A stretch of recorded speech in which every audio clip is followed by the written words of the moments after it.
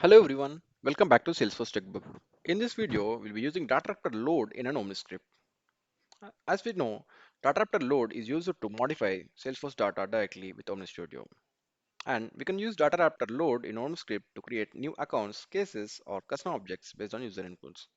DataRaptor Load is a mechanism that writes the information collected and processed with an OmniScript back to Salesforce org, making the OmniScript a powerful tool for creating interactive data management process.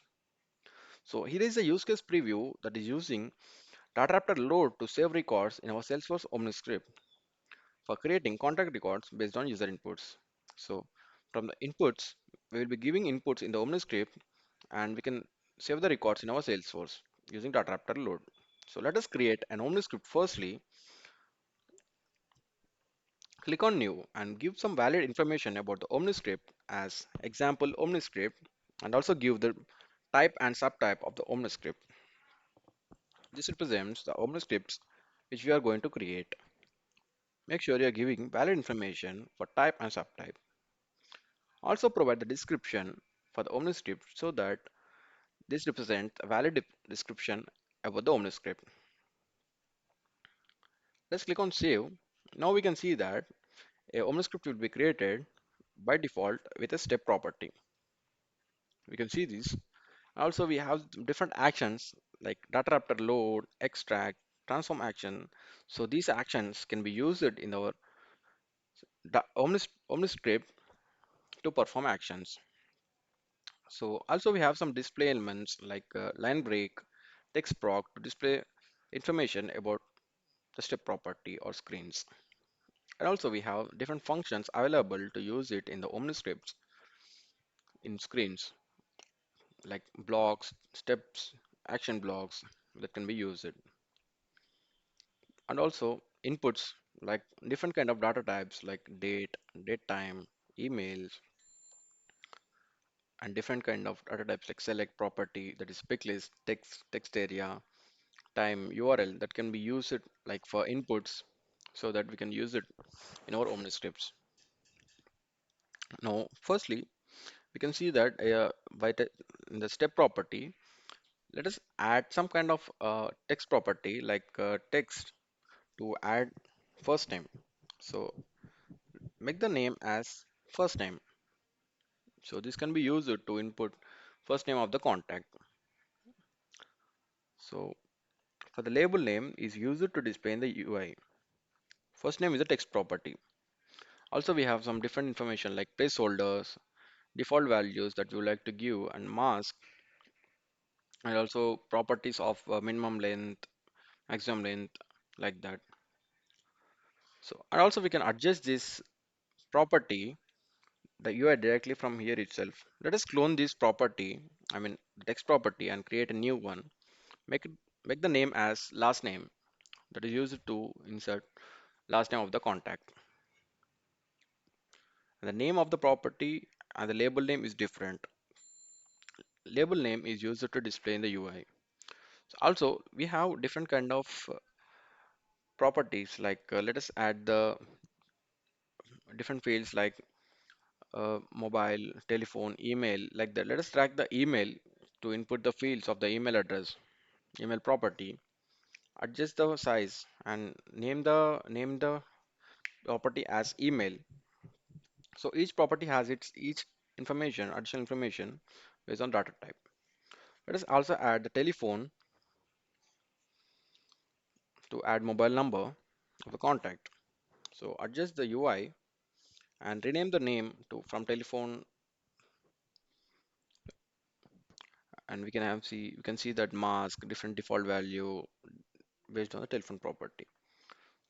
Now let us add other screen. Like if you want to add other screen, let us add this step property, the groups as additional information. So firstly, let us rename this step one to basic information. So with basic information will be available in the screens. Copy the same name for the label field label that is used to display the UI.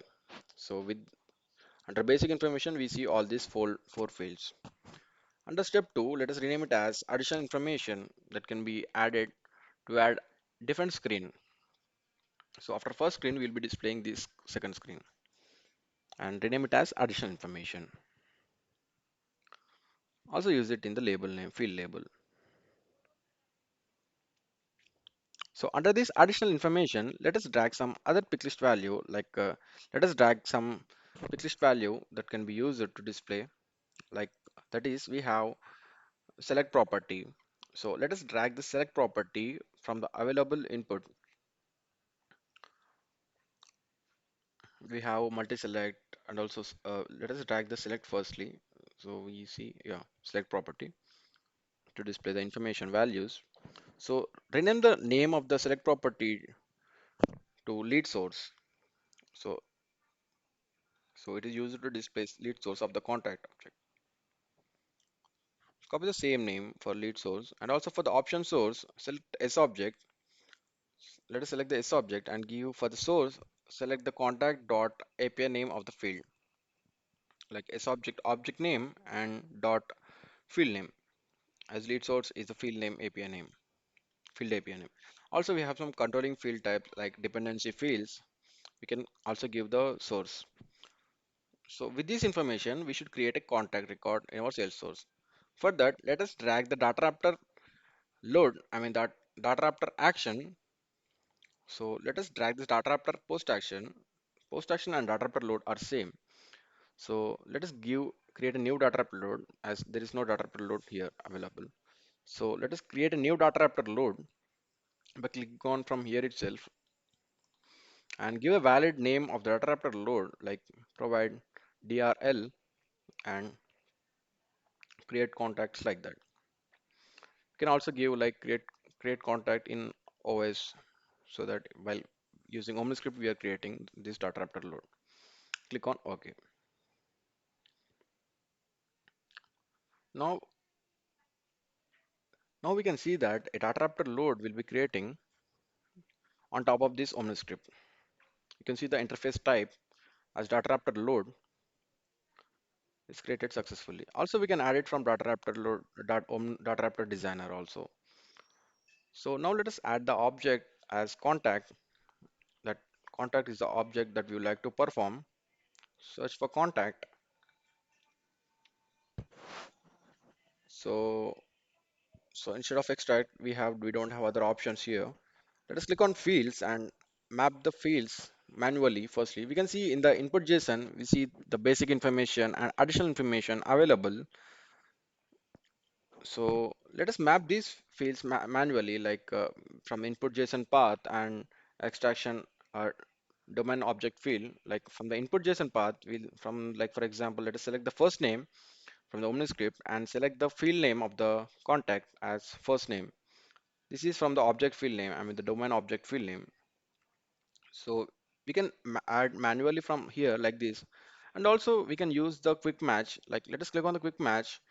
Like we can see the input mapping and output mapping directly. So since we are already mapped, we can see the matched mapping. Right?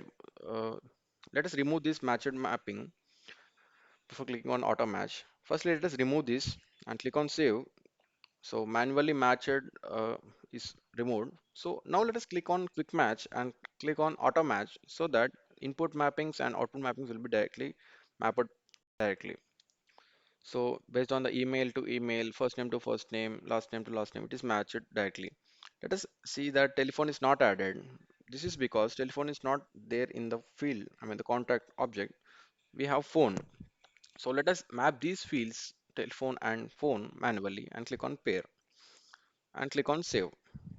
Now we can see that all the five fields are mapped directly using the input JSON that is available from the OmniScript.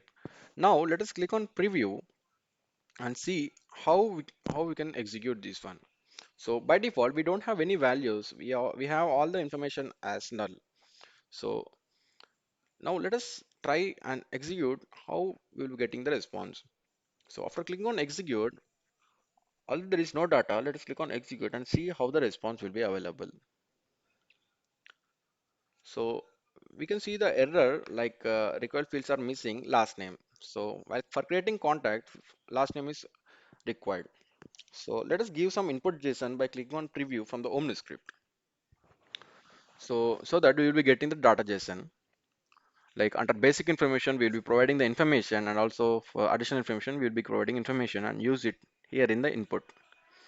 So under basic information, give the information like example, test, last name. So based on giving the information here in the inputs, we can see data JSON is creating data based on the user inputs. We can see all the information that we are providing here in the basic information. All the data is storing in the data JSON.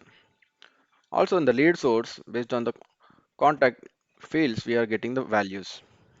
So let us copy this data JSON. Lead source can be available based on whatever the fields available values. Let us copy this data JSON and use it in the input JSON for the DataRaptor load. So after copying this, let us use it in the preview and paste it here in the input data JSON. So we are providing some input data JSON, and with this information we'll be creating a contact. So now let us click on execute and see the response. So we can see that a contact has been created successfully. You can see there is no error. So let us click on this contact and validate this contact record. So, so based on the inputs we gave, a contact will be created successfully. So here we can see the phone, email, and all the information which we gave. Also, now let us create execute again with the same information, I mean the face input JSON. Again, we can see that there are some error like use one of this record as there is an already contact record with same information. Let us modify like the first name, last name, so that with different information, so that the recently created contact and now this contact will be different from each other.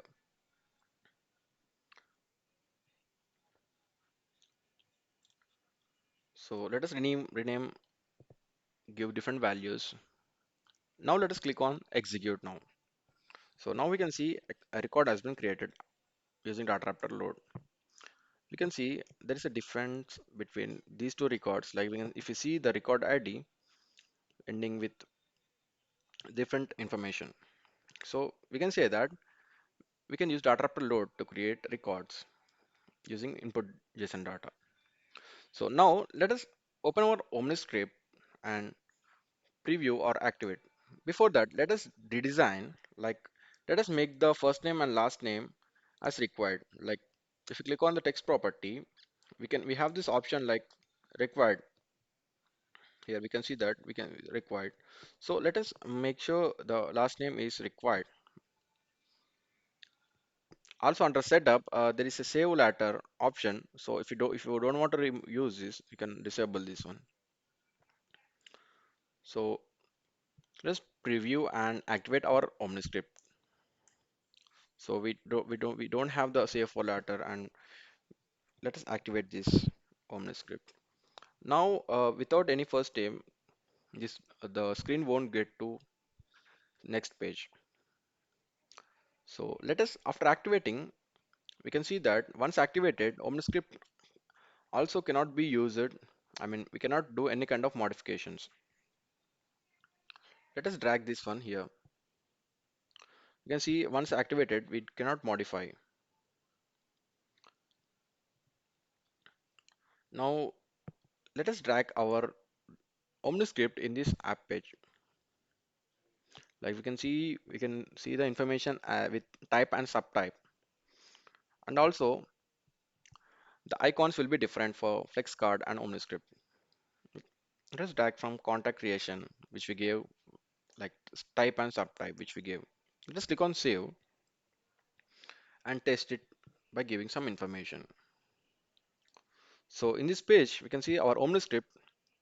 Let us create one sample example, like let us create one kind of sample contact by filling up the details.